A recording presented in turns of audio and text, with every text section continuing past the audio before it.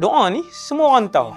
Nabi suruh baca 3 kali pagi, 3 kali petang. Simple je. Siapa yang baca 3 kali pagi, 3 kali petang, tidak akan memudaratkan dia sesuatu pun. Dan Nabi bagi saranan. Adakah bila beramal dengan hadis ni akan dijaga oleh Allah? Ya. Apa yang Nabi sebut kepada orang yang mengamalkan bismillahilladzi la yadurru ma'asmihi syai'un fil ard wala fis sama' wa huwas samiul alim. 3 kali pagi, 3 kali petang. Kata Imam Qurtubi, hadis ini benar secara praktikal, secara ilmu, secara dalil dan apa yang aku alami. Semenjak aku mendengar hadis ni, aku tak pernah tinggal sampailah pada satu hari malam di Madinah aku kena kesengat dengan kalajengking, kemudian aku sakit. Bila aku sakit kena sengat tu, aku pun terfikir, baru aku teringat hari tu aku terlupa untuk membacakan bismillahilladzi. Dengan syarat kita tak pergi cari penyakit lah, bukan pergi cari bahaya. Kalau pergi cari bahaya, saja-saja bismillahilladzi terjun dalam sungai ada buaya, tetap kena makan.